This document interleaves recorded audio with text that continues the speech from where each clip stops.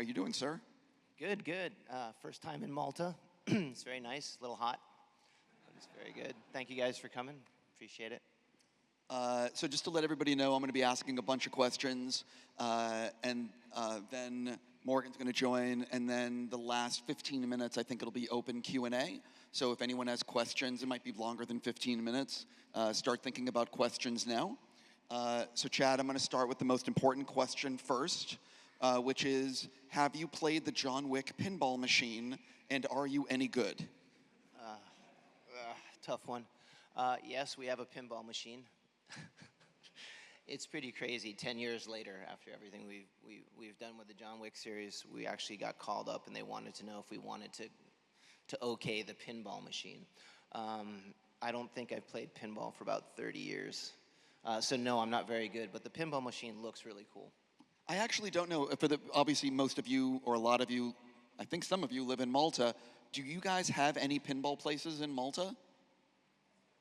Oh, and that was a very bad question by me. I am apologizing now. So, no. Right, so I'll ask another very serious question. I don't know if a lot of people realize, but in the last Matrix movie, The Matrix Resurrections, you played Trinity's husband. And I'm just curious, how would you judge your acting in that film? And what is it like to go from playing Keanu's like stand-in, stunt double, whatever, to being opposite Keanu on screen? Really tough questions today. No, my acting is about as good as my pinball playing. It's pretty bad. Most don't know, but when Lily Wachowski did the Matrix 4 Resurrections, yeah, I think so, yeah. They have so many names. Most of the people that were playing small parts, she literally brought back the crew of the first two Matrixes and asked all the crew people to play parts. I just happened to get Carrie Ann's husband. They didn't tell me till I showed up that I actually had to talk. She just handed me the sides and went, here you go. Yeah, no, it's horrible. Very bad. I just want to make sure, can everyone hear Chad, or does he need to hold? You guys hear me okay? Is that better? Sorry. Yeah. Most of the people that were hired in Matrix 4 were members of the crew from the first Matrix. So it was a little love letter back to all the people that had done the first 2-3 Matrixes. Lily Wachowski has a very evil sense of humor, and that was her way, I think, to get back at all of us, was to make us all act. And it was pretty bad. So before we talk about John Wick and action and stuff like that, I want to go backwards. I don't know if everyone in this room realizes that you obviously started in Hollywood doing stunt work. And I'm just curious, how did you actually break in the industry and were doing stunts something that you always wanted to do? I came from a very heavy martial art and gymnastic background. I had come from the East Coast of the United States. I had come out to Los Angeles for college. I went to University of Southern California, where I met a man named Dan Inosanto. And at the time, he was a very famous martial art instructor. And a lot of Hollywood stuntmen were going to the gym. And that's how I met my first couple stunt coordinators were training at the facility. That was still back in the day, the early 90s, where martial arts hadn't hit mainstream. It was a lot of Steven Seagal, Jean-Claude Van Damme, a lot of the lower budget martial art movies, I'm sure. I see a lot of older people in here, so I think you remember. Yeah, you remember, right? Okay. So that's kind of how we came up, and I was competing at the time in martial arts, and someone had seen me compete, a guy named Bob Brown, who at the time was an up-and-coming stunt coordinator, saw me compete, asked me if I'd like to double somebody, Chris Christopherson, actually, way back on this. Albert Pune was a very, I guess, low-budget action filmmaker, and Bob was his stunt coordinator, so they hired me and a friend to go in and do all this rock climbing in Moab, Utah, and martial arts. So I got known as a martial art guy. I was tall. I was 6 feet tall. I could do the splits and flip. So I ended up doing a bunch of movies with him, and then I had met another stunt coordinator, Ernie Ersatti, who saw me, and he was friends with the producers who were doing this movie called The Matrix. So that was one way. And I was also training in the same facility. Dan Inosanto was also training Bruce Lee's son at the time, Brandon Lee. And so I had met Brandon Lee, and I had met one of the producers of The Matrix at the same time. So I ended up being Brandon Lee's stunt double on The Crow, which kind of opened up the stunt world to me. And then a year and a half later, they asked me to be Keanu Reeves' double on The Matrix. And there you go. So before we get into Matrix, back in, I forget the year, but a number of years after you started doing stunt work, you and David Leitch formed a company, an action design company, 8711.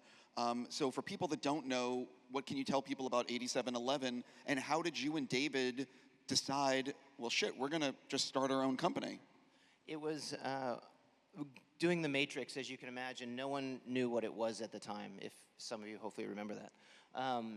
Matrix it really made a big difference in the industry. It took mainstream martial arts and action cinematography.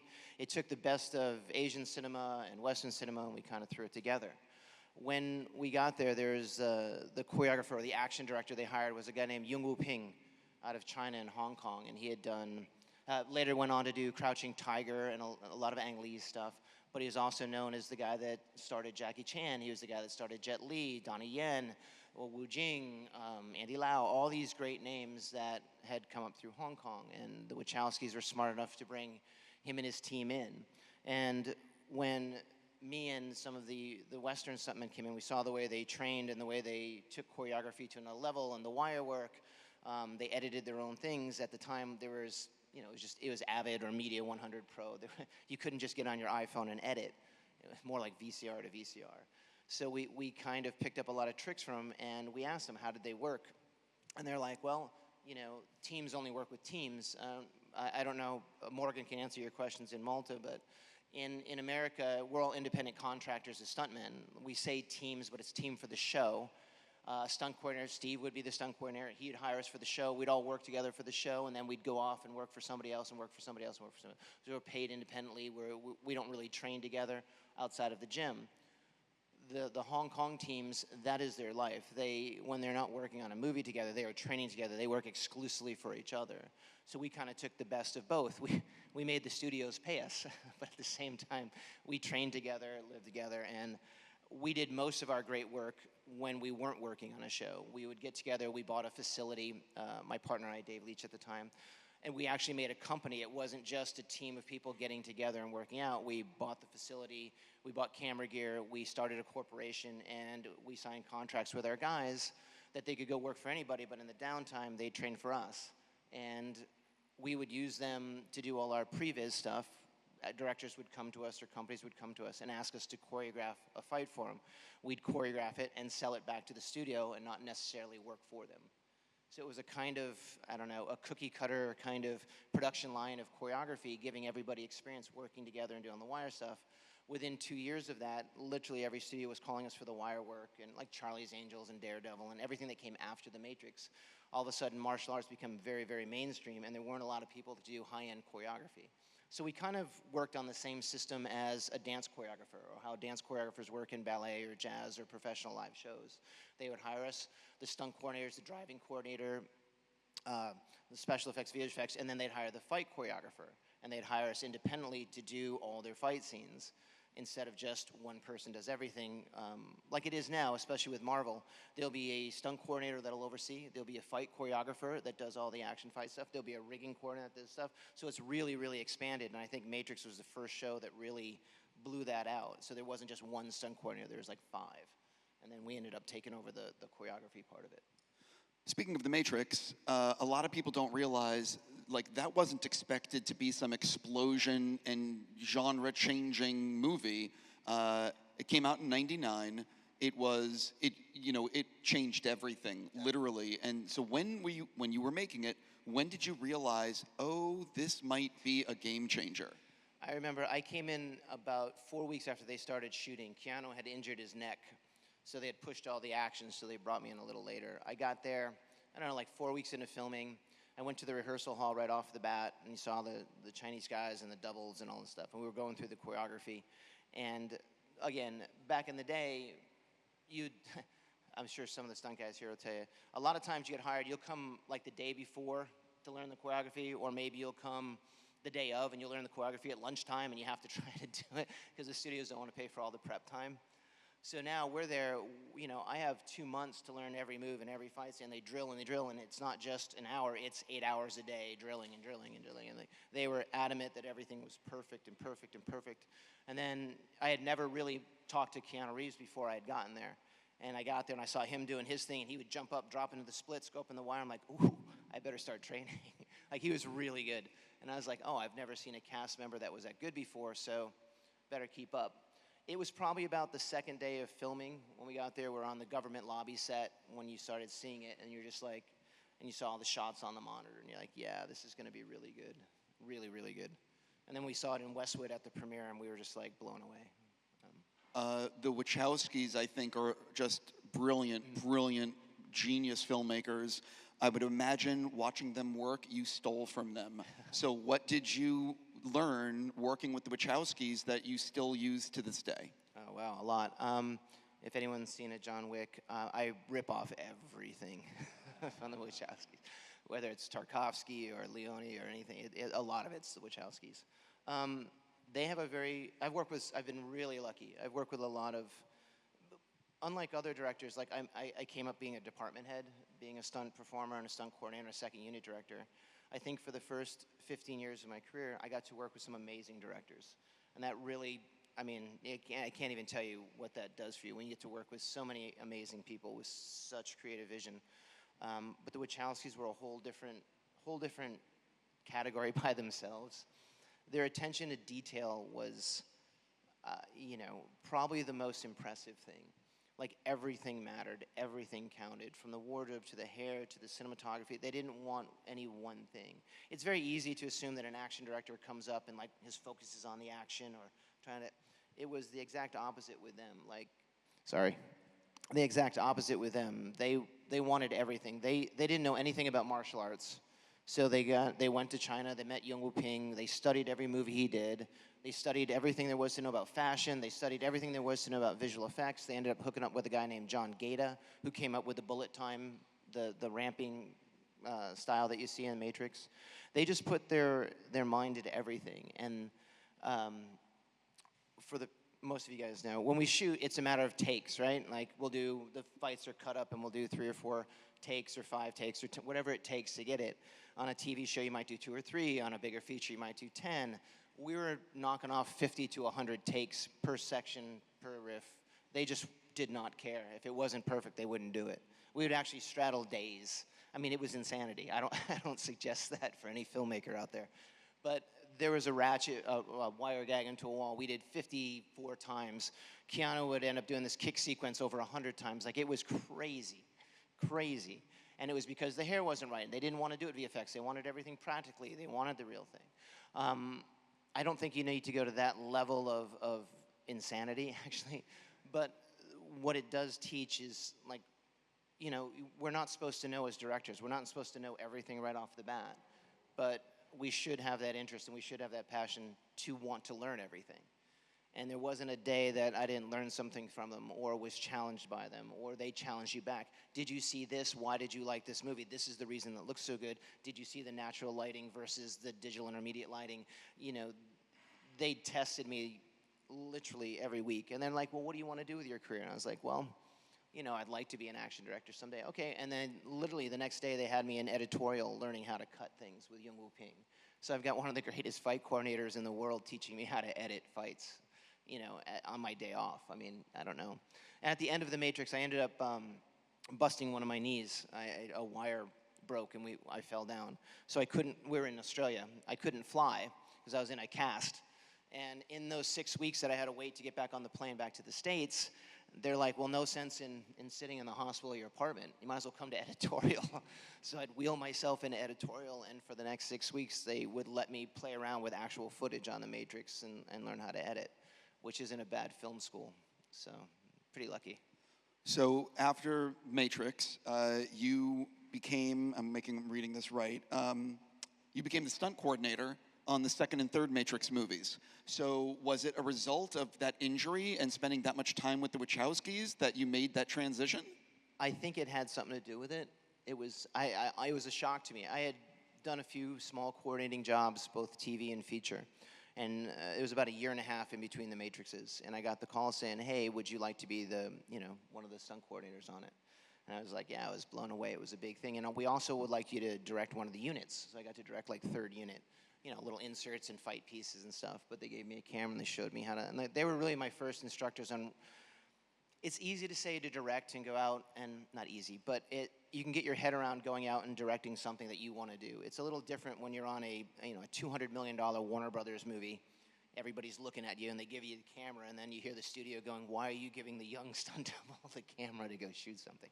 And they stood up for me and for Wu Ping and for the other people, and they really let us go out. And again, you're not just shooting an insert, you're shooting a part of a massive sequence with massive levels of visual effects. So you have these Academy Award-winning VFX supervisors. You have Bill Pope, cinematographer, and I'm just like the young stunt guy with the camera going, yeah, they told me to shoot this. So it was a very steep learning curve, but if I hadn't, I think, done that, I still don't know why they let me do it, but like they did, yeah. I mean, well, honestly, if you're a fan of John Wick, it's a big thank you to the Wachowskis for giving you a chance, because... Very much, you know what I mean? So you worked on 300, I Am Legend, Constantine, Shoot 'Em Up, Speed Racer, and so many other films. Do you have a favorite sequence or film? Do you have a favorite sequence or scene that you did stunt work on? Oh, wow. Wow, there's a lot of good ones. I'm still very proud of The Crow, and I'm still very proud of The Matrix. Those are and 300 also, where the choreographers on that. Very proud, but that's hand in hand with the directors. Alex Proez, Wachowski. I'm proud of what we did with Guy Ritchie and some of his stuff. Louis Leterrier, we've done some fun stuff with. They were really fun directors. As far as like learning curve, I think, and I know it's a bit of an odd film, but I was one of the second unit directors on Speed Racer. And a very interesting movie to say the least. But if you go back and watch Speed Racer about what they did in the VFX world and how we actually did it, with all the layers and the plates, I've learned more about visual effects, comping, and digital intermediate, more on that show than any other show you could imagine. Just the technique behind it, I still think is pretty revolutionary. I don't think enough people have seen Speed Racer, because what they did with having everything in frame like a live-action cartoon is like it's impossible to do, and they did it. Yeah, I don't know if you could do that again. They had an incredible amount of talent and money to do it.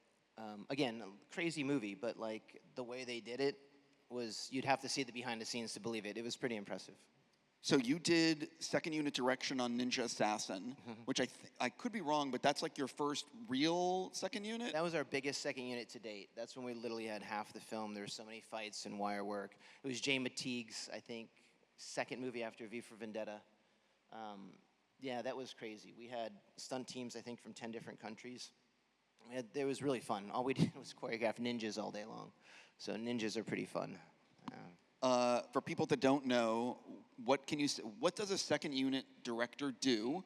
And does it change on project to project, or are the parameters of the second unit director pretty much the same? No, it's very different show to show. I mean, every show is different. For anybody that's worked on a show, they know that.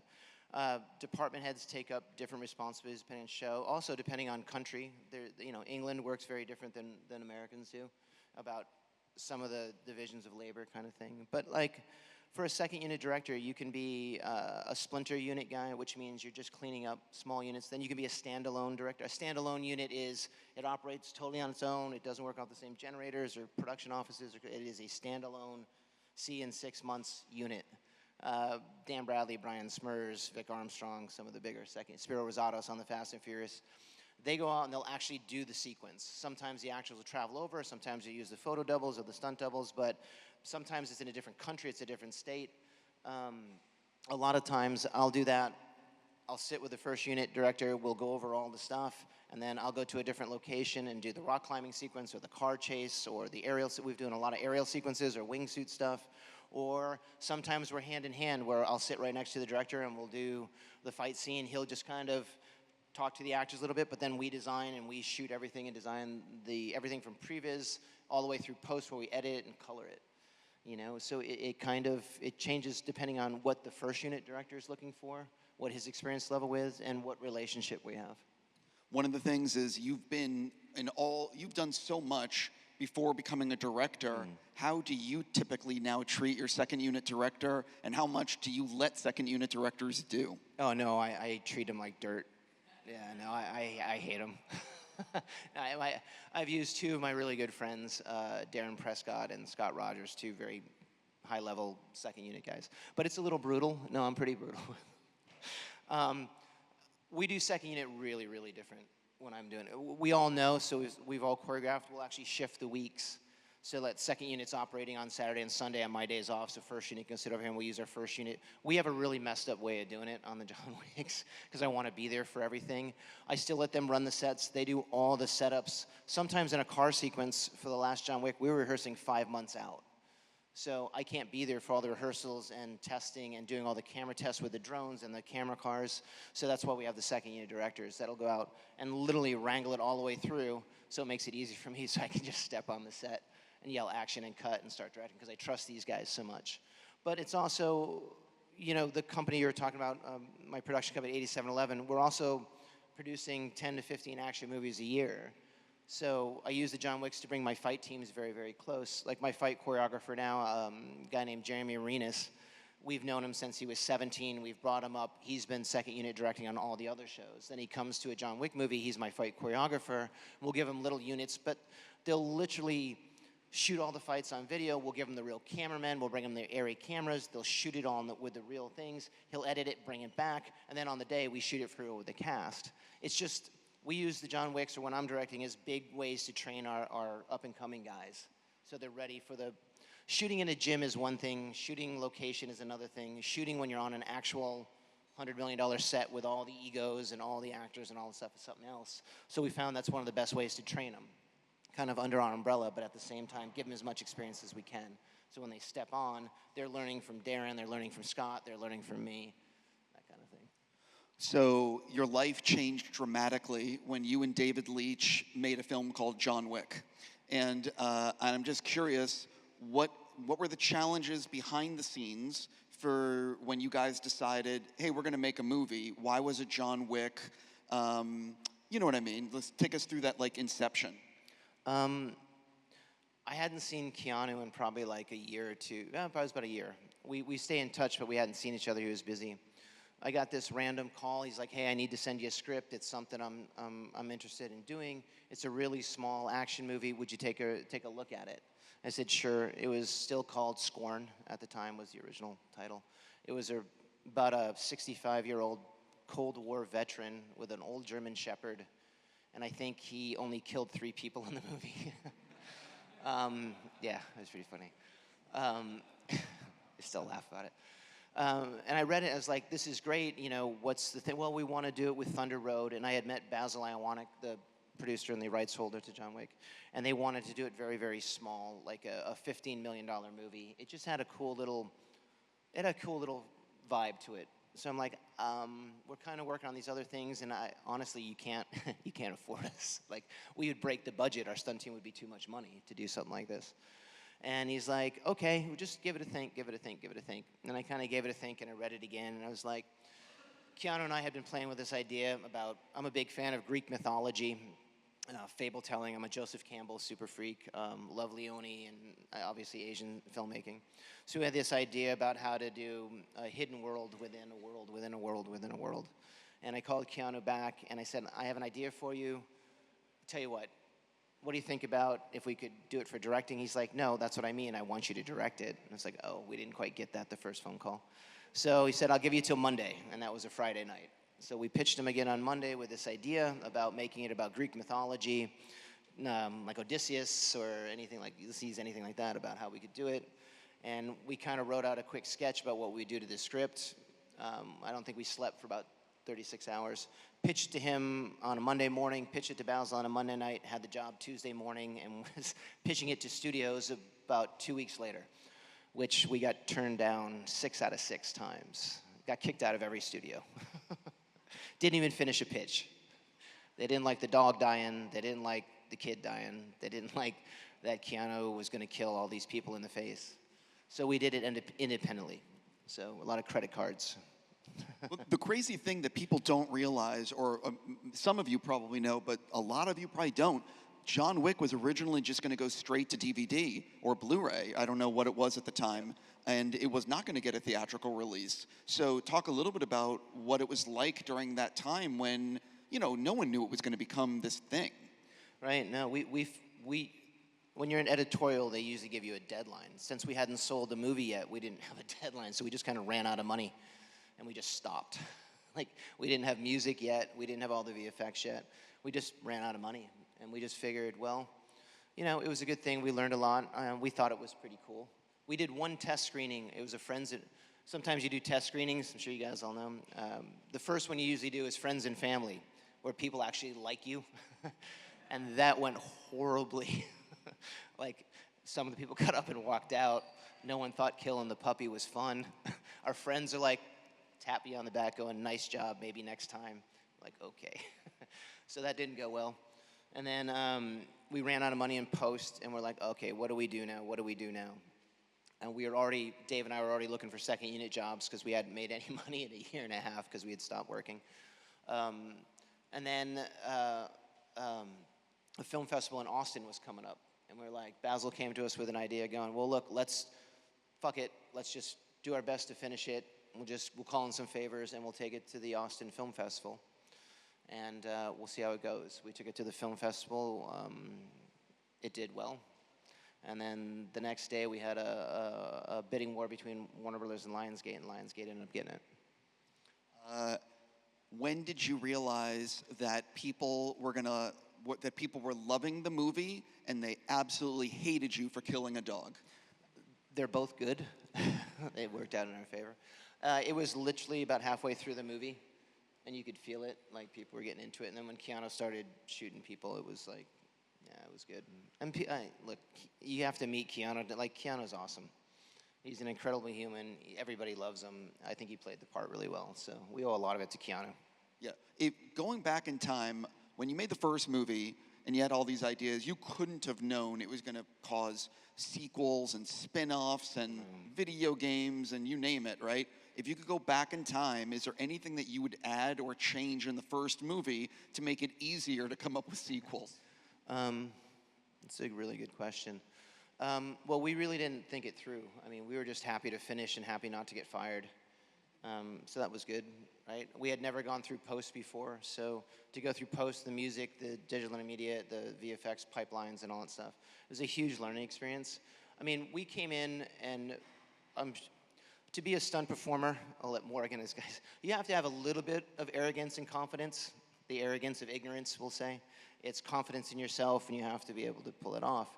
You go second unit directing, and you're dealing with a very high-level cast. You're dealing with big-level directors. So yes, a lot of the bigger second unit directors, we have an ego. We have a very, this is our way. We know what we're doing. This is the way it has to be.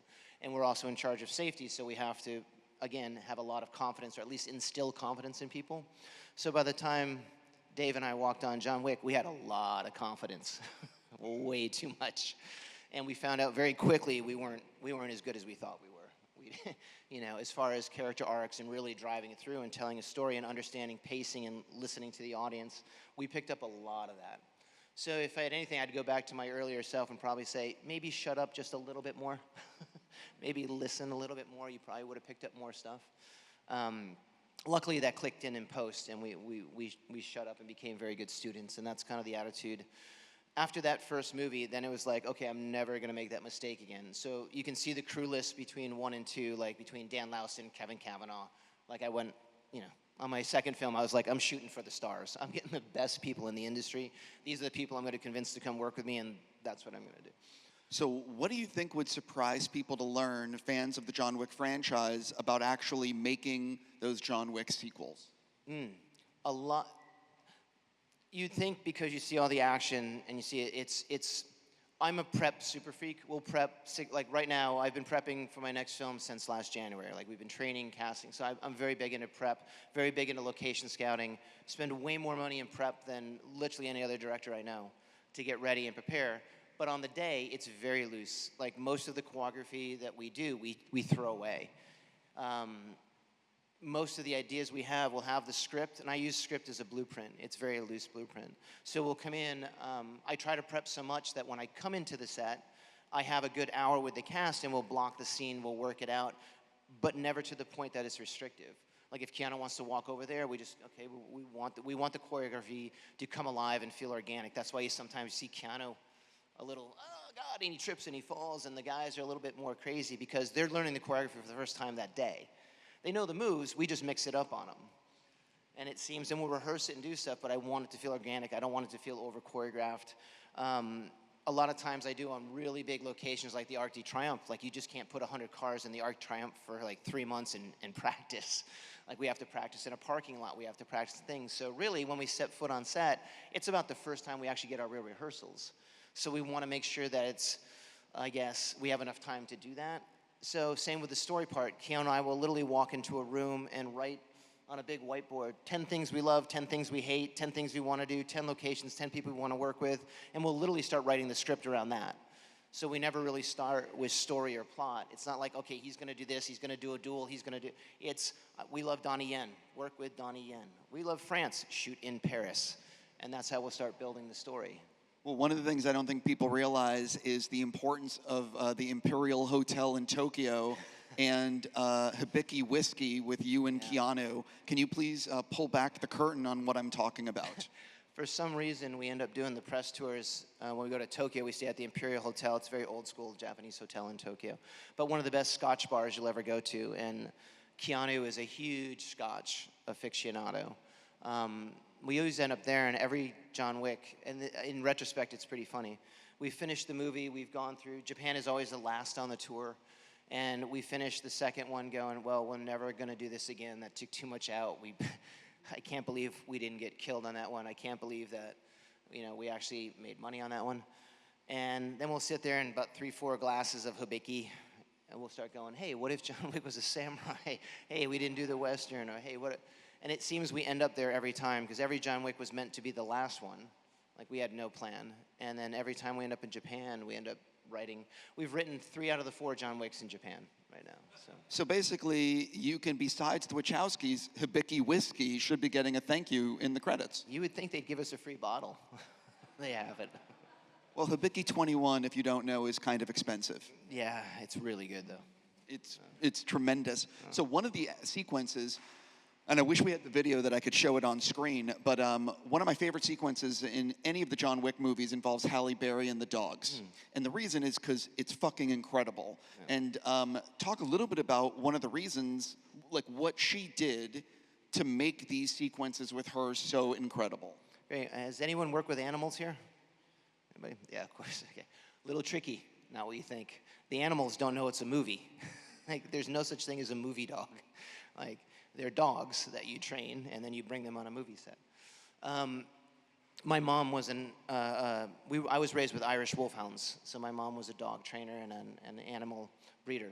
So I grew up with dogs my whole life, love dogs, always part of it. Dave, my partner at the time for the first John Wick, huge dog person, so we love dogs. And we had done a lot of, Dr. Dolittle type movies with a lot of animals. And, you learn quickly on how it works, but like, most times when you see a dog attack a person on a movie set, it's an actual attack. The dog doesn't know it's not a movie. The dog's been trained to attack the person comes out, gives the kill word, and they're wearing special padding, and the dog is actually trying to hurt that person. That's not too good for the person, nor is it that good for the dog, obviously, right? So we kept banging our heads over the years of like, okay, there's gotta be a better way to do this. Like, I play with my dogs all the time, and they don't seem stressed out, and they've never drawn blood on me, so there's got to be a way. So at the time, I had just gotten two new rescues, and I was playing with them, and I had a little red ball, and I'd get it and I'd put it in the sleeve of your sweatshirt, and they'd attack the sleeve. And I was like, oh, I got an idea. Let's make dog attacks playful. Let's make them fun. Let's make them all that. Most of the time, you get your dog, and you're trying to diminish that kind of playfulness. You don't want your dog to bite people. I kind of was training my dogs to bite people, but in a good way. So I went through a bunch of animal trainers in Hollywood trying to explain what we wanted, and they all thought we were a little off. So I ended up finding Andrew Simpson, the guy that done the wolves on Game of Thrones, and I said, look, I want to make dogs understand. I want to go out and find 5 Belgian Malinois, and I want to train them to play bite, and I want to train them to work with the stunt guys, live with the stunt guys, so they could do groin attacks and throat attacks and arm attacks. He kind of looked at me funny. He was like, yeah, that sounds cool. we're going to need about 8 months. And I'm like, okay, great. And the actors and the cameramen, everybody's going to have to work with the dogs so the dogs recognize you and go. So it took about 8 months, and it was a very big line item in the budget. You'd be surprised what we spent on dogs, more than most people spend on stunts. So we bought for ourselves, the production bought 5 Belgian Malinois. We brought in 5 trainers that were going to keep the dogs afterwards, so they became that. We brought in a team of 15 stuntmen that live with the dogs every day. Keanu lived with the dogs every day. They finished at the gym, and they'd spend 1 hour a day playing Frisbee, playing catch, walking the dogs in a facility in Los Angeles. When we knew we were going to use Hallie is a big dog person as well. She spent 4 hours a day for 5 days a week, brought the dogs home. So she was actually, whereas the stunt guys were working with the dogs, Hallie actually would rotate and take the dogs home. So she was actually the trainer for 3 of the Belgian Malinois. Like she said, she was the one training them.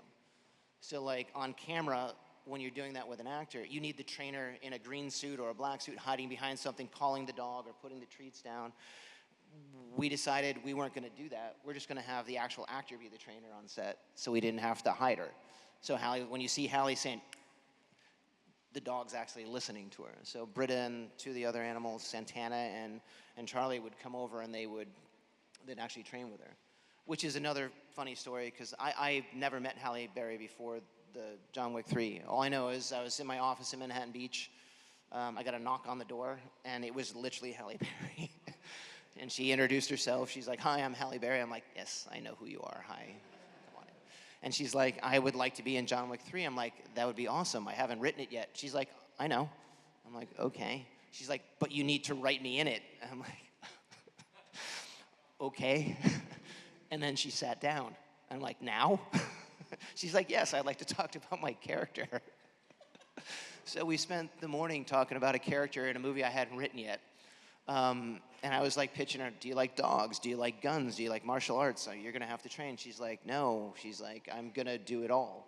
And we took about 3 months to write the first draft of the script. And then she started training for the next 8 months with the dogs, with firearms and all that stuff. We actually shot the sequence in Aswaria in northern Morocco. It's a fishing village. And you know what loves fish? Cats. There's over 1,000 cats in the village. So every day we had to have a cat crew, pick up all the cats. We built a huge cat motel. We rented this building, put all the cats in every night, and the dogs would come out. And we'd do the sequences with the dogs, and every morning we'd have to let the cats come out and go back to the city. Yeah, it was fun, but it was a lot of work. I learned a lot. I did not know about the cats. A lot of cats. I don't want to know what that cost. Almost as much as the dogs. Yeah. You've done so many cool action set pieces in the John Wick films. How would you rank, what do you think were the 5 toughest, and can you rank them in order of difficulty? 5 toughest. I think, there's always the creative concept of how do you turn something into something more. And then there's the actual logistics. Logistically, like the Arc de Triomphe scene, of just anytime you have vehicles, you have that many people, you have camera, like, again, when you're watching a car sequence, you have to realize that there's not just Keanu and the stunt people running through cars, there's 2 camera teams running in through cars. And all the cars that pass by camera, they have to go somewhere. Like, just the safety involved and the timing. We rehearsed that sequence probably with the actual crew for like 3 weeks on weekends with special cones, special cues. VFX has probably saved more stunt people's lives than most, and I know I like doing practical stunts, but most of what I do now I can't do without the help from my VFX teams. We put in so many safety parameters of colored cones. We draw lanes on the street, so regardless of where my stunt team's from, what language they speak, they know, stay in the blue lane, stay in the red lane, stay in the yellow lane. So they know, and then we can wipe those things off afterwards. Just figuring out how to have 2 camera teams, dogs, Keanu, 50 stunt guys, and 100 stunt drivers going around the Arc de Triomphe at 40 miles an hour, and just make it safe and get it done in the time we had. That's probably the trickiest. And with all the car hits and people getting hit by things, with the buses and you have dogs running through traffic, that was probably the trickiest logistically to figure out. And luckily no one was ever hurt. No, we never had an injury. We had no mishaps, which was great. And that's about as prideful as you can be about that. After that, sometimes it's conceptually. Like when we did the Top Shot with all the Dragon's Breath gunshot. John Wick 4. John Wick 4, right? Like, that was, okay, it was, once we figured it out, we did that whole sequence in 2 days. Just boom, boom, boom, boom, boom, and did it. You know, but to figure out where we had to put the camera, what lens we had to use, and how we did, what you don't see in the movie, one of my stunt coordinators is on a megaphone, and he's calling out a 1, 2, 3, all the way up to 60. Every stunt person, every actor, every camera guy has a number where it's like playing Twister. So on every beat, that's how Keanu knew where everybody was. On 5, he has to be here. On 15, he had to be here. That's how he knew how to shoot through walls. Once we had the concept, it was very easy. But to figure out the concept and go, oh, this doesn't look shitty, like that took a while. After that, it was probably the dogs, John Wick 3. Do you have a favorite John Wick kill? John Wick kill. Wow. I really like on John Wick 3 when I like crotch biting. I thought the dogs biting the crotches was really good. I don't know. I like when Marco Rizzoro died on number 4. He gets shot in the head and the dog pees on him. I thought that was, I don't know, that's my sense of humor. Overall kills, I don't know. I like a lot of them. But like the pencil kill in number 2 was pretty cool. That was one of my favorites. It was super simple. I know you probably get asked this a lot, but if someone, say in this audience, is interested in doing something in what you've done, whether it be stunt work, second unit, directing, what's your advice? I guess I'll give you the same advice that was given to me, so it's not really my advice. I think it's somebody much smarter, is just talking's great. It's always great to talk. Doing's better. So go do. If you want to direct, go direct. Try to prove it. Like most of the sequences that I try to do on John Wick, if you really look at them, yes, I try to add in as much cinematography, and we know we do extreme stuff in cool locations. But if you really look at it, it's a fight on a staircase. It's a fight in a room. I just put mirrors in the room, or I put glass in the room, or I did it in the rain. But it's a fight. It's 2 people fighting. It's a car driving around a circle. It's somebody walking up steps and falling down steps. They're very simple. Fighting or choreography is blocking. I have a very good friend. Her name's Tyler Peck. She's currently one of the best, I think, ballet choreographers in the world. She currently choreographs for the New York City Ballet. I've had so many interesting conversations, and she's trained me on how to choreograph for an audience, a live audience. If you notice, a lot of the actors I use are from stage. Ian McShane, Lawrence Fishburne, even Keanu, they all have Bill Skarsgård. They're very big on stage. We treat choreography like a live performance. We'll look at it, we'll see it from your point of view, we'll figure out what makes it interesting, where your eye goes, and we'll take an interesting person, and we'll wrap it in an interesting set piece, and then we'll wrap it with interesting color, then we'll wrap it with interesting music, and it just keeps going out from there. But it starts with what? The guy, right? So I know I have Keanu Reeves, who's very empathetic, he's charismatic, he's the guy. If I make him the best thing in the movie, everything else hangs on him. Then the next thing are my stunt team. So rather than just bring in some people, we're constantly training them. We're training them right now for the next film on certain styles that really don't exist. We're trying to make them something special. But that's just people in a room. It's, you know, I don't change. Back in the day when we were coming up with The Matrix, I had a big VHS camera. I was in a gym with 2 or 3 guys, not being paid on weekends, shooting it, and then back home, VCR to VCR to VCR to VCR. Like now, like everyone in this audience has a cell phone. You all have an iPhone. You can cut, you can shoot, you can color, you can do VFX on it, you can put music on it. You have an editing suite in your hand right now. Like we didn't have that coming up.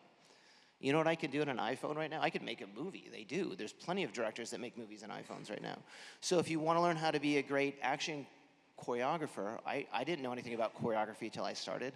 Granted, I came from a heavy martial art background, so I knew the language, I knew the techniques, but real martial arts is very, very different competing to choreography. One is to disrupt, one is to compete, the other one is to enhance.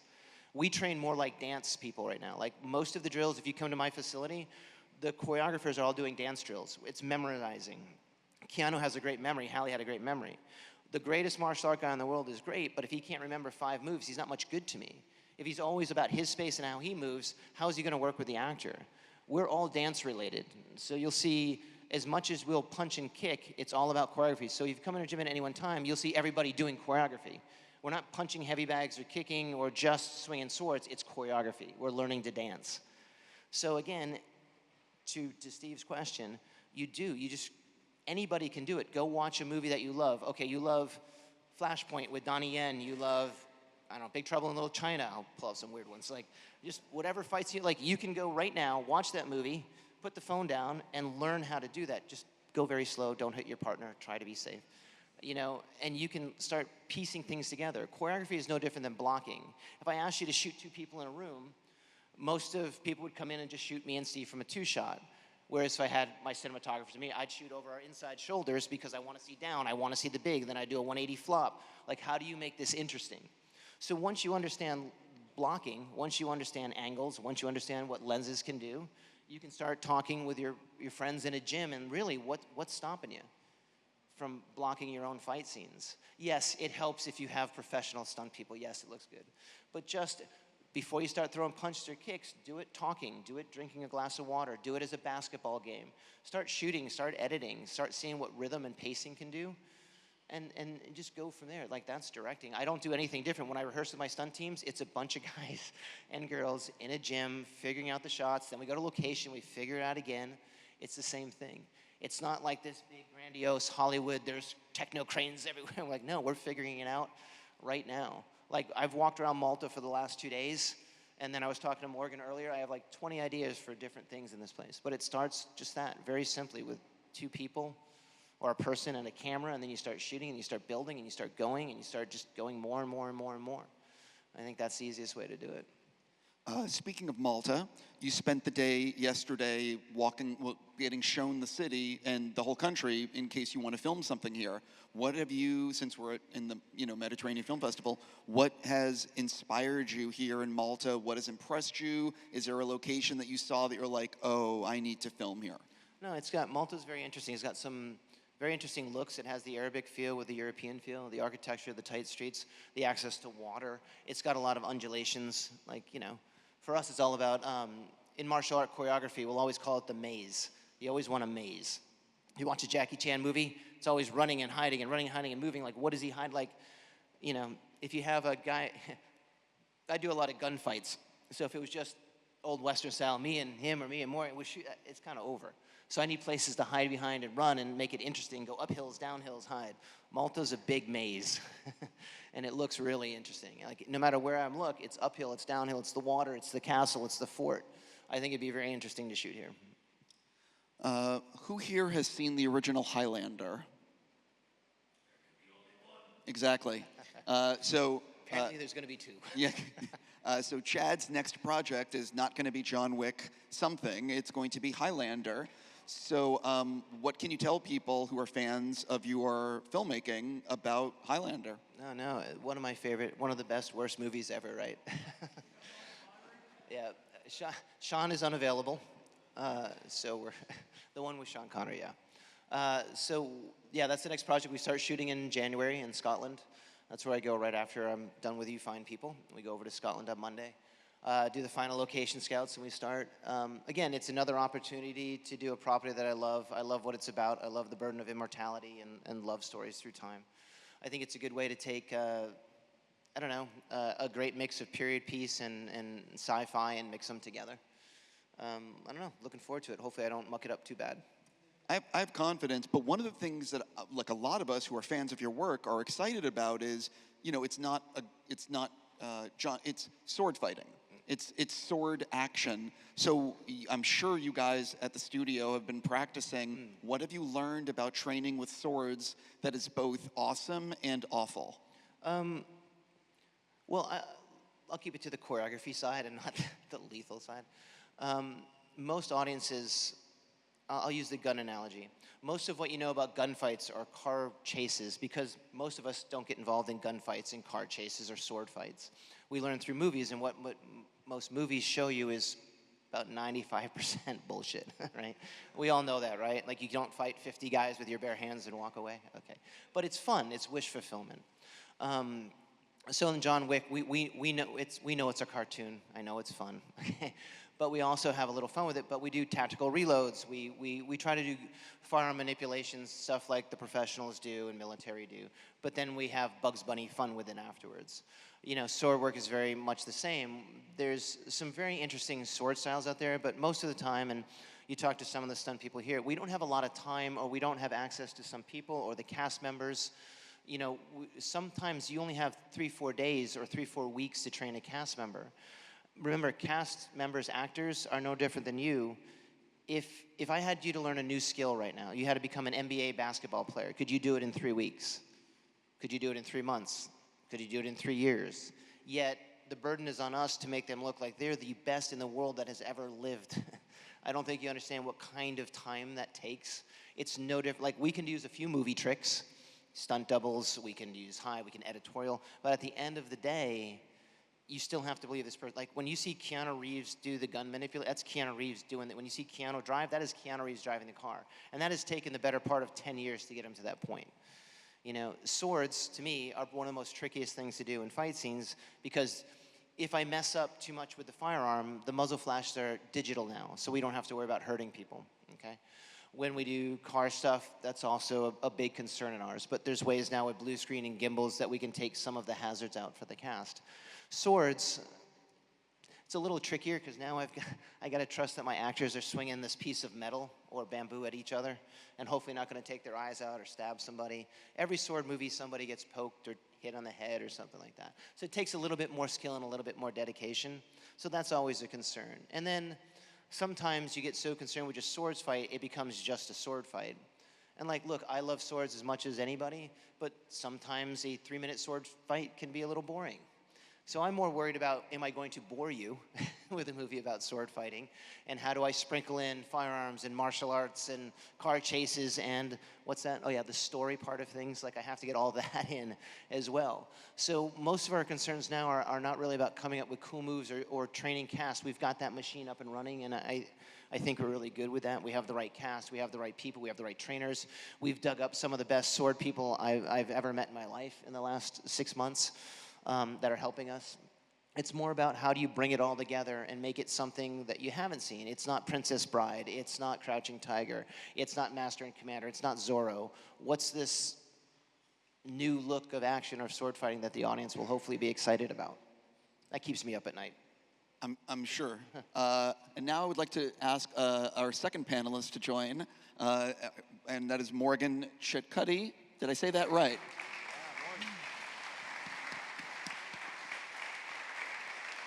Hi. Did I say your last name right? Ketkuti. Yeah, I'm close enough. I apologize. So for everyone in this audience knows Chad and Chad's work. Morgan, can you tell everyone a little bit about yourself? So I was born here in Malta. I grew up in Canada, then moved back here as a teenager. I joined the armed forces here, where I acquired most of my knowledge that I do in movies. So basically, I transitioned from armed forces to film, and I found that to be quite very easy to do the transition, because in the armed forces you have your generals, you have your lieutenants, you have your sergeants. In the film industry, you have the similar thing, where you have your performers, you have the stunt coordinators, have the ADs and all of that stuff. And while I was getting my training in the armed forces, mostly driving boats out on driving the patrol boats. There's illegal migration, as everybody knows. There's drug smuggling over from North Africa to Europe, and I was tasked to do the patrols, to intercept these vessels. Cut to when they started shooting Captain Phillips here in Malta, the Tom Hanks movie. Basically, they needed somebody that can drive a boat to double the pirates and just go alongside the ship and put up the ladder. I'm like, hey, this is what I do for a living. So I went to audition, and they saw me driving. They're like, actually, yeah, let's do it for real. Because initially they were going to shoot that in the studio tank, but then they're like, let's shoot it out for real on a real ship. And that was kind of my big break. Before then, I always was interested in doing films. So I would take time off from the armed forces to work as a background, like a extra. And then I started seeing the other stunt guys. I'm like, oh, I could do that. I could drive that because I did some driving with the Carabinieri, in the armed forces. And long story short, basically, I just talked to other people. I saw what training they were doing, and I started doing that sort of stuff. And then after the big break that I got from Captain Phillips, which led me to work overseas as well, then I called it quits. I purchased my discharge. I left before my contract was up. I had to pay a little bit of money to do that, and I haven't looked back. And it's been I don't know, like 15 years now that I've been doing stunts. And what that taught me as well was starting doing stunts here in Malta, working with other stunt performers that come over here to shoot. There was no team over here. So, and they would ask me, hey, do you know somebody that can double this person? It all comes down to the budget, right? So to be budget friendly for some films, it would be cheaper if they could find somebody locally than to fly somebody in. So what I did, I thought I could build a team, decided to call it Phantom Stunts. Phantom is the name of the boat that I was driving in the armed forces. It was called a Phantom powerboat. And I thought, I know some people training at the gym. I know people that do gymnastics, for example. Pepina's over here, one of our champion gymnasts. So I got her on the team. Other guys would have acting experience, and they also do gymnastics, they do martial arts. And I got these guys together, kind of like what you did with 8711, but what I used to my advantage was get the best people from each skill, and then they teach the others. Like if I get a great horse riding person, then they could teach somebody how to horse ride. Somebody which is great at scuba diving or free diving can teach those people how to do certain things. And it just grew. It just grew that then I needed a facility to put everything together, because before I had a gym one side of the island, I had a little store warehouse to store some equipment, and as you know, you're always buying more equipment, investing in training. And I like to say that I like to train like our life depends on it, because it does at the end of the day. The more we're trained, then the easier it becomes on set and the safer it is for everybody, and the more realistic we can do it. So it's all about training, and I thought that's the best way of doing something, just getting people together, and yeah, I haven't looked back. I looked at your IMDb profile, and you've done like 90 projects or something crazy. What do you view as like your top 3 stunts, or the things that you're, if someone has not seen any of your work, you'd like them to see? Well, I also like Chad, I worked with the Wachowskis, actually. I did a series called Sense8, and being given the responsibility to coordinate an action, using my skills from law enforcement and from the military. One of the scenes I'm most proud of was coordinating a riot scene with over 3,000 people in Kenya. So there's the language barrier. There's people which aren't used to being on set. So I used the knowledge that I had from the armed forces to get different groups of 10 people, groups of 15 people, give like their team leader a hat so I can recognize them in the crowd, give them different action beats, because in the scene that we shot was pretty hectic, but we could get away with hiding cameras because it was supposed to be the stage, this political rally, right? The politician is on the stage, and some guys in the crowd start going crazy. They throw a Molotov cocktail. The security go in to try and protect the president. One of them is a it's like a double agent, so there's a fight sequence happening, there's fire happening, there's the military guys going in with water monitors, so it's like a fire truck, so they're dispersing the crowd. So some of the crowd were actual stunt guys that I trained over there in Nairobi, and we pulled it off, and we shot everything in a day. I mean, we did 2 weeks prep, and we shot everything in a day. So that's one of the things that I'm quite proud of. Other things that I'm proud of that I've used with my team, and the facility that we've got is a film called No Way Up. And we shot this in the UK. It was initially supposed to be shot here in Malta. It's a story about an aircraft which something happens to the engine, hits some birds. The engine explodes, creating a hole in the side of the aircraft. People get pulled out. The airplane crashes into the sea. and there's sharks which go in and eat the survivors, and they're trying to get out from the bottom of the sea. I mean, that's what this whole story is about. And when I'm given a script, the way I envision something, how it's written, it's not necessarily what the director wants, right? So it's my job as a stunt coordinator is trying to get the director's vision on screen and do it in a safe way, as safe as possible, but it needs to be believable and look realistic. So again, with a lot of prep, I got guys from my team in my studio and started experimenting with different ways, with different wire gags, with ratchets, how we can pull these people out, how we can pull the seats out. And I just used things that I had around to create this previs, cardboard boxes to get the geography, the size of the aircraft, right? So we just we built an aisle. I had just placed some chairs, I placed some of my performers on these seats, and we just came up with different ideas of how we can shoot it. While I was doing that, the storyboards were being created. So then it made sense that what I was doing matched the vision of the director, and I would send it over. And then we got the news that they're actually going to shoot it in London and not in Malta.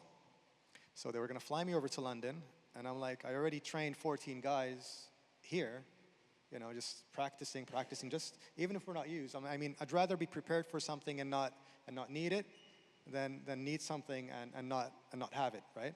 So we prepared for it. I told the guys we might go, we might not go, and then after they saw the footage and they saw these little previews that we did, they're like, it's going to be better if we just get these guys than instead of using actors and getting doubles for the actors to do all these actions. So we ended up having Pep and some of the guys over here. B, for example, she was the flight attendant, which ends up getting sucked out of the airplane as well. Other guys in the seats, everybody is flying, and this whole mayhem. And so that's another movie that I'm quite proud of.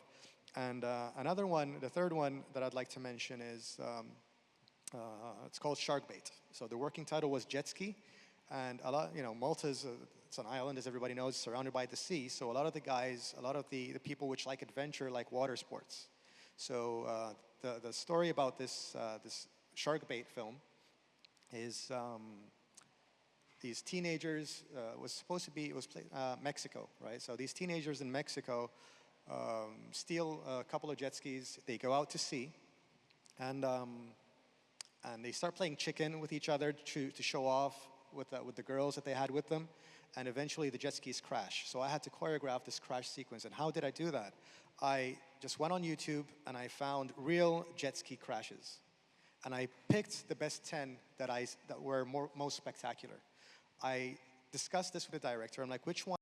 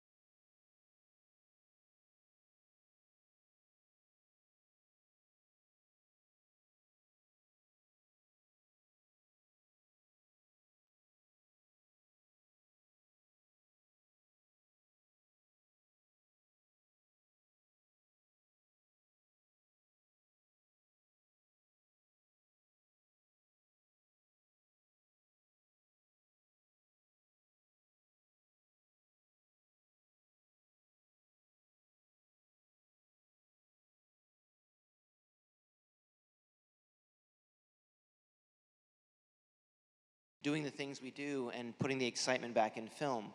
I think the minute either any of us or any of you start to feel bored by it, like, or that's when, from our side, if we become lackadaisical or if we become, it's easy, like, that's when I see people get hurt. Like, you'd be surprised, most of us that get hurt in the stunt world are done on the stupidest of things, just like in real life. It's because someone let their guard down. It's because we took it for granted. Walking downstairs, a simple little car driving, backing up, simple little things. That still is the biggest injurer of stunt people, is just not being focused sometimes. And it's the same thing when we choreograph or when we try to design things for you guys or for the audience. We want it to have that little bit of special. A lot of times we see in our industry of like the get it done mentality. We just need to get it done. Oh, we'll just put a fight scene in here, just slide the car here. I mean, you guys watch more content now than anyone else in the human race has done for the history of cinema. You have over 1,000 properties a year between streamers, Netflix, cinema, TV, right? Like, it's insane. When I was coming up, if we saw like one spinning hook kick a year, we're like, oh my God, a martial art movie, right? You guys see martial arts on not a weekly, a daily basis. You see car chases on a daily basis. You see action on a daily basis. How many of those are memorable to you? You literally, the average audience member right now sees what, 300-400, I don't know, products a year between TV episodes and features. Back in our day, it was 5. Jaws played for like 3 years or something, right? But like how many of those really impress you? When's the last time you got wowed by an action sequence? Right? When's the last time you saw a fight scene and went, whoa? When's the last time you saw a fire burn and went, whoa? Like, I think that's why everyone here likes the John Wick movies. yeah, well, that's the thing. That little bit, whether it's a simple stunt executed really well, those still grab my eye. I was like, wow, that guy really ate shit. That was really good. Like, that still impresses me. The point is, like, to be a good stunt performer is to have that angst and that attention to detail, both in the prep, in the research, and in the execution. Both how we run our lives, how we prep our teams, how we train people, how we train the cast, and that creative ability to want more out of it. I still consider myself an audience member, so if I'm like, well, that impressed me, I'm banking that's going to impress you. If I just ever sit on set, and it's a deal I have with my guys, if we ever sit back and go, like, back to the drawing board, man, there's, we're in $100 million movies here, like, we can't go, like, you got to do more. And that's not as easy as you think. It's not like, oh, we have ideas for date. Like, you have to sit and think and put that love and care into every aspect of the business. So in one way, it seems very exciting when we actually do something and you see the explosion, you see the big flip. That's great. Just know that it took 10 years, or God knows, even more, to get the skill, to get the patience, to have the choreography teams, to get the director that'll let you do, to get the camera to do. A lot goes into every gag. So just don't ever forget how much we're actually trying to do something cool. Hopefully we succeed more than we fail, but a lot goes into every gag. Yeah, if you have any ideas that you want to do something, just write it down as well. I like to write things down, and I read somewhere somebody said, write something worth reading, or do something worth writing about, and that can be also for film, right? Whatever you got to do, whatever you got in your head, just write it down. Think about how you can do it, and it could be 10 years down the line that you could be given the opportunity to do something. It's what we do is it's all about creativity. So even just if I have an idea, when I'm reading the script, it takes me longer, because I don't just read the script to understand the story. I stop and I try and envision, how would I do that safely? And I write it down.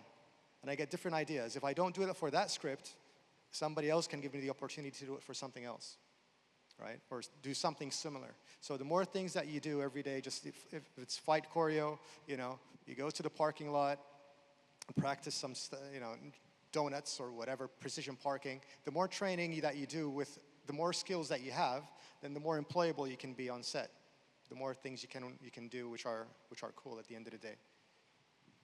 I'm curious if anyone has any questions for our panelists. Oh, there's no questions, and we're done. I'm joking. Oh, you have a mic. I guess we'll start right here. Hi, thank you so much for coming to Malta. My first question is to Chad. Films tend to overuse or underuse stunts in their films. At what time in the process the director inside of you or the stunt coordinator inside of you decides the perfect balance? And one for Mr. Morgan, do you have like a scene that you worked so hard that was scratched up, that was cut from the movie, and did you still cry today? So if yes, what scene? If you could tell us about it. Thank you so much. Sure. Sorry, I didn't hear your question. Oh, sorry. That if at what time of in the process your director inside of you or your stunt coordinator inside of you decide the perfect balance between keeping the scene or leaving the stunt in the film? It's a little of both. It depends. Again, I have a unique background, so I understand how stunt people talk. Like I understand what goes into prepping a car stunt, so I kind of assess that. I have a pretty good idea what I want going in. I know it's going to be a vehicular sequence, or I know it's going to be a fire sequence, or I know the fight scene's going to happen in this, and then we always call it the ever-decreasing circle of perfection, right? I'll always do the outside. I'll always write the story. I'll block out the scene. I'll choreograph the rough idea of what the martial art look I want, or the sequence, or something like that. I'll write the dialogue that happens within it, or the structure. Then we'll go out, we'll find the location. Oh, this is changed. Like when we saw the steps for Sacre-Cœur in the last movie, I was just like, man, we're doing it here. We just crossed off a scene and went, no, 300 steps? Nah, we're gonna fight here. And then I leave it to Scott or Jeremy or one of my guys. They'll go choreograph, and then it just never stops. Every other day, they're giving me what they think is cool. Then we'll come up with ideas together, like, no, that's cool, try this, and go, and we'll keep evolving. And that just goes right through till we shoot. Because once you get cameras up, it becomes a different animal again. It may, in your head, look really cool, but then you put the camera in, it's not so good. And then we kind of massage everything back and forth. But look, I'm lucky that I came up with very good stunt people. We recruited very good stunt people. I have great cameramen. Like everybody's kind of on the same page. So 10 years later, I have a team that you can trust. And that when they bring me an idea, you're like, oh, if this guy's thinking it's pretty cool, I should listen to him. I wasn't like that in the beginning. I was like, no, everybody shut up. My idea is better. But now it's, I get the credit for everybody anyways, so I might as well take all the good ideas. And to answer your question about doing a stunt and then it not making it to the final cut, it happens quite often, right? And for example, one in particular, if you watched Six Underground, the Michael Bay movie, we shot that over 5 months in different places in Italy and in Abu Dhabi. We did some crashes, some car crashes, some motorbike laydowns that I was looking forward to watch in the movie, and then they were cut.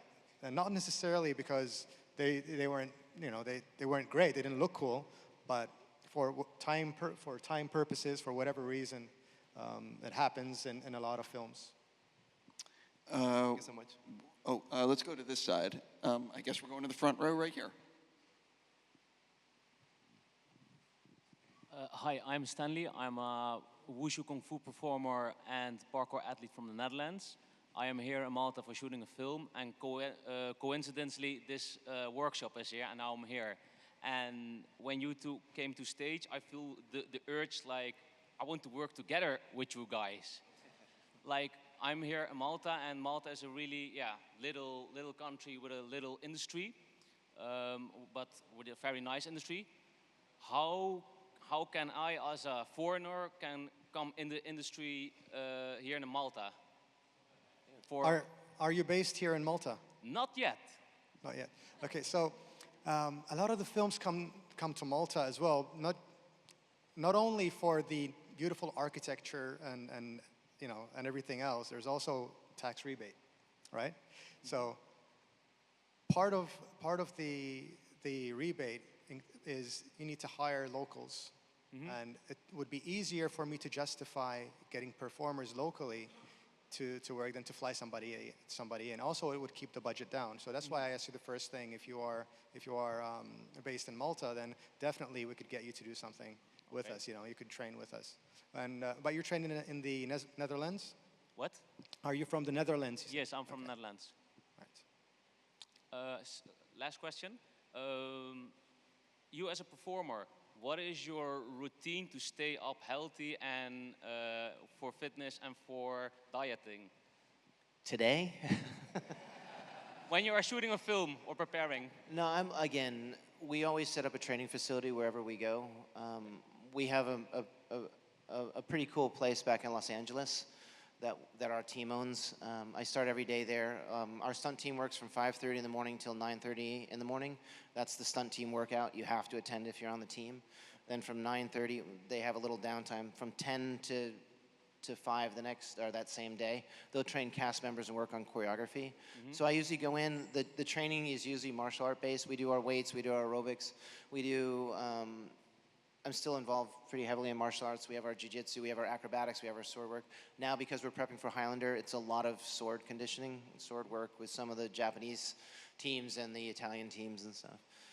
It changes on every job. Like, I still like messing it up. We do our conditioning. It's like anybody else. We just punch and kick and flip a little bit more than most normal people. But we have trampolines. It's a pretty crazy place. It's like an amusement park for adults. So you get a little mix of everything. But working out with 25-year-olds definitely helps keep me in better shape. Yes, thank you. Let us go. You pick someone on that side. Hi.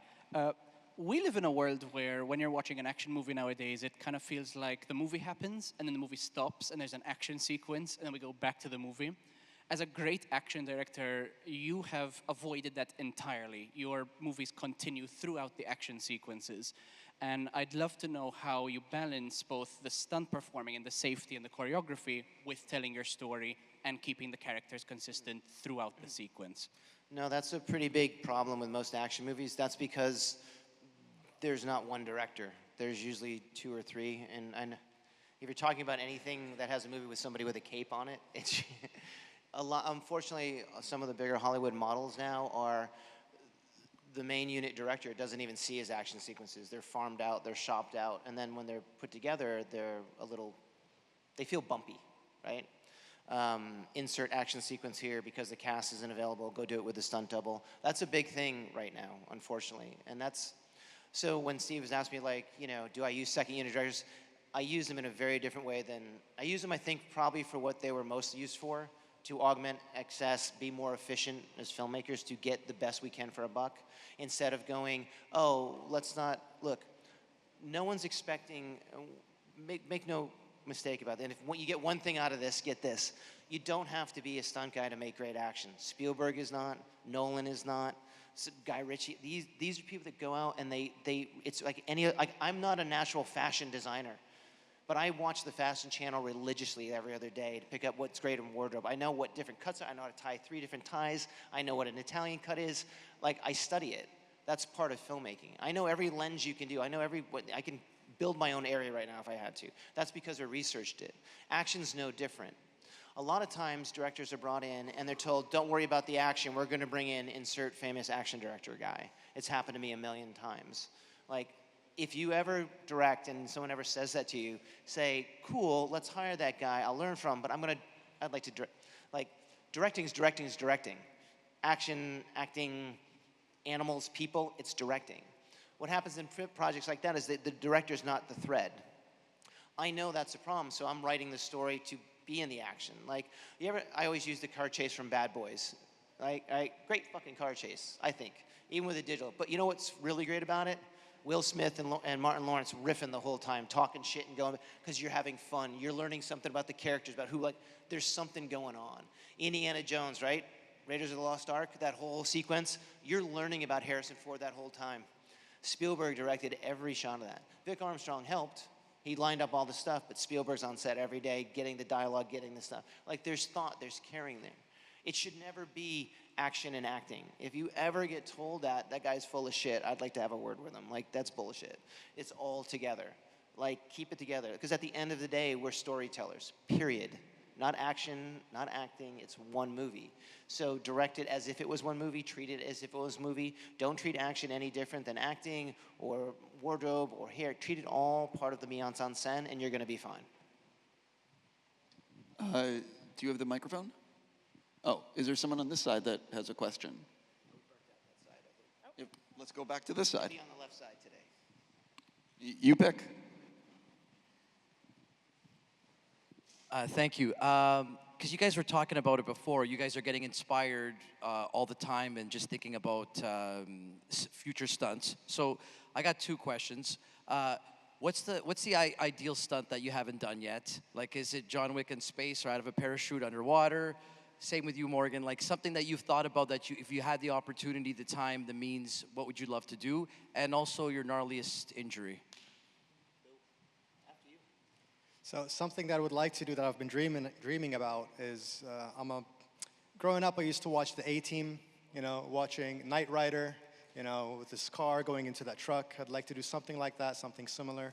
Maybe I skydive as well, so maybe a skydive onto a car as the car is going to a cave or something like that. I would love to be given the opportunity to do that, because most of the time, being on set, it's not always explosions and cool stuff. It's you're there as a stunt coordinator to make sure everything is done safely, right? So I would love to be given that opportunity so I can try and brainstorm and try and do that as safely as possible. What's your worst injury? Worst injury is during a rehearsal, vehicle collision. So I got somebody crashed into my car, and 5 broken ribs, and open up my head. Yeah. Yeah, as Chad mentioned earlier, a lot of the times from my experience, when people get hurt, it's just doing something stupid, right? Somebody takes it for granted, not paying attention, and these things happen. You could be doing something a million times, you get complacent with it, and then, right, Matthew?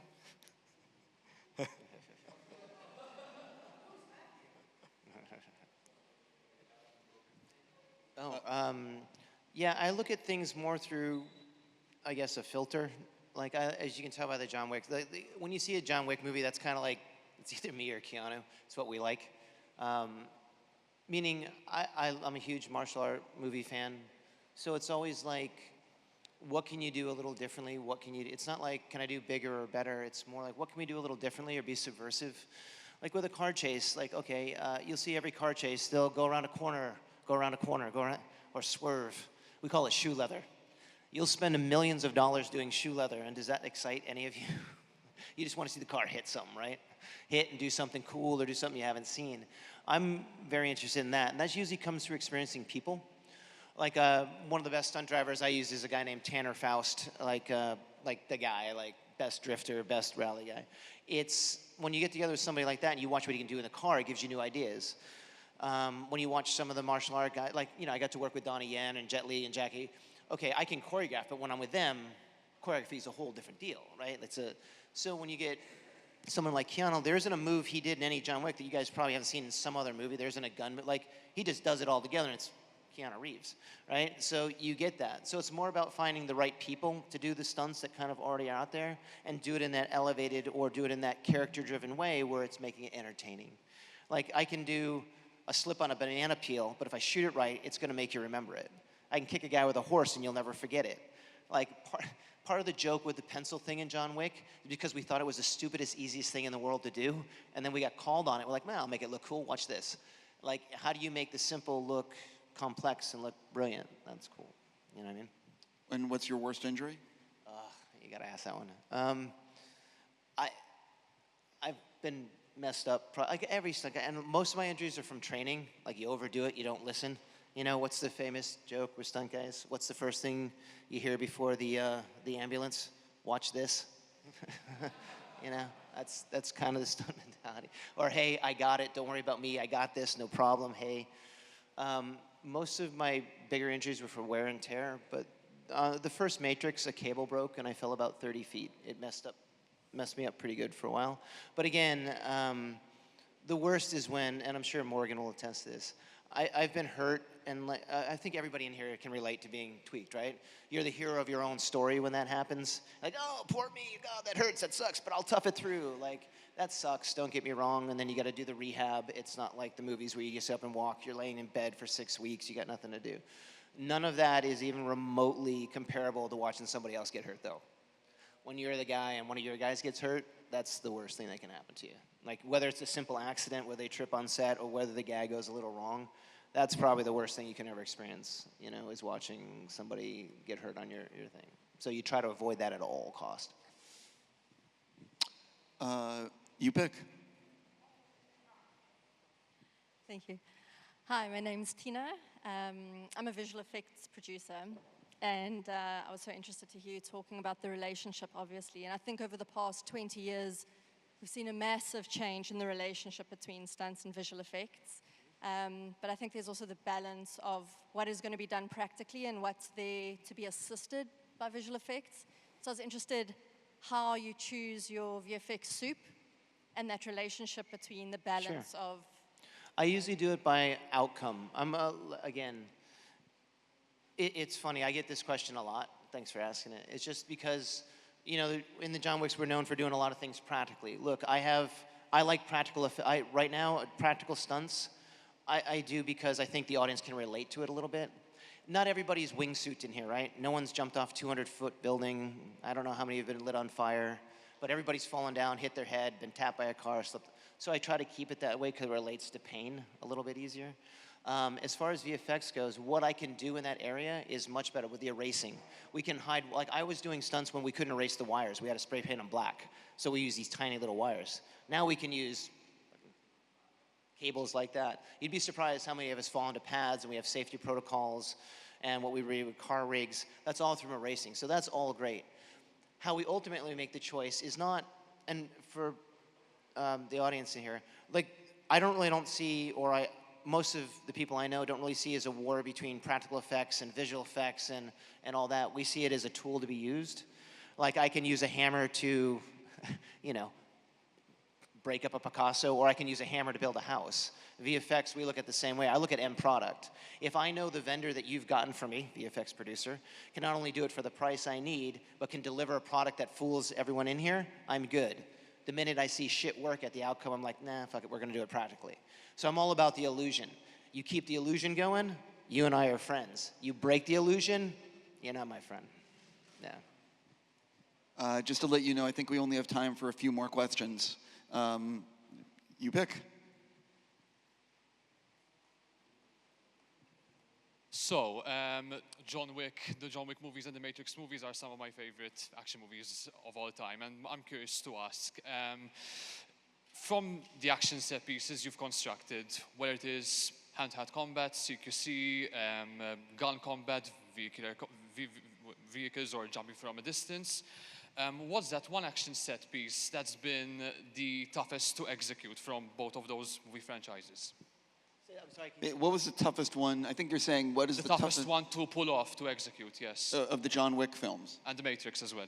And the Matrix? Yes, those two. In the what? Between the Matrix and John Wick, what was the toughest one to pull off? Oh, wow. From the Matrix? Oh, wow. Working for the Wachowskis is pretty tough. I don't know. That was surviving that one was pretty tough. But I was a double on that, so you know, I could just go for the ride a little bit. It's funny for me. The physical was figuring things out, and again, from the world we come from, the physical is where we feel at home. I think a little bit. For me, if you ask me the hardest thing I've done in my directing career, it would literally be. We did the first John Wick to get experience. It was an opportunity. We felt good about the story. It was our transition to a whole nother career and learned a whole nother skill set that we didn't know we had as storytellers. We didn't expect it to do anything, expect it to be one-off. We did it, dodged the bullet, we're great. And then we got asked to do the second one. And that's when it hit me that someone wasn't handing me a script. It wasn't like, that was the most terrifying it was, because now, like, oh, I have to come up with a whole idea. Like, whether it's your favorite one or not, John Wick 2 was the hardest one for me. It was also the most important one, because that's when we cracked the code. That's when we came up with the idea of what John Wick really could be as far as a fantasy film. Once we got that was hard. So, like, that was, again, the action and all that stuff, it's more of a challenge than a thing, but cracking the code or knowing what we're going to make the franchise or make the movie, that was the hardest. I hope that answers your question. Well, let's do one more.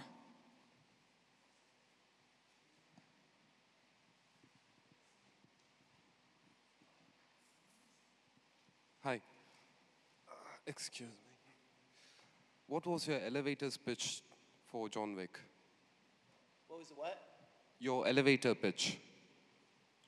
Did you say, what is your elevator pitch? Elevator. Yeah. What was the elevator pitch for John Wick? I think that's what you said. Well, in European terms, whenever you meet a producer, if you have a minute to convince him to... Oh, what was the pitch? Yeah. Oh. That's a good question. You've obviously pitched before. We went into literally 6 studios with the pitch. We had 2 members of LA SWAT, the guys that had actually trained Keanu for the first movie. We had myself, Keanu, my partner Dave, and we had our cinematographer, Jonathan Sella, for the first Wick. We went in and we told them, look, this is it's a fantasy. It's like, you know, Odysseus through the Iliad. We're going to do this. We're going to make it like this underworld, and we have this Greek mythology going with it, and we're going to kill 100 people over a puppy. That's literally what happened every time. So it didn't go well, and that's why we made the movie independently. I think, I won't mention the studio, but one studio we didn't even get 5 minutes. I think I gave the opening pitch.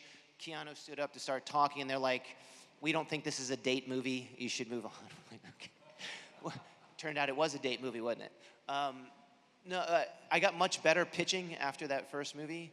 It was more about, like, look, it's a restrained love story about a man going through the different stages of grief, and we're going to put in some really cool action. So once I figured out that pitch, it went better. Does that help? I would say always try to shine it up a little bit and give references, but at the same time, keep your individuality. If you ever have to give a pitch, you want to keep it authentic, but most of us are, I think visually, but I realize that a lot of people don't think visually, and you have to help them see the picture. So as much as I make fun of the studios now, it was a very valuable learning experience about how to get to see people, whether it's your crew, your friends, your partners, or the people you're selling to, about how to see what's in your vision, which is probably, honestly, for a director, to get the job, the most important part of the job is to get people to see that you have something that they should make. Something to also realize, if one of those studios had said yes and made the movie, the John Wick that all of us saw is probably not the John Wick that would have been made. I completely agree. So again, it always works out, right? Well, not always, but for this one, it definitely did. It almost always works out. Ladies and gentlemen, I really want to thank all of you for coming to this masterclass today. Thank you, guys. Thank you. Huge thank you to Morgan and Chad.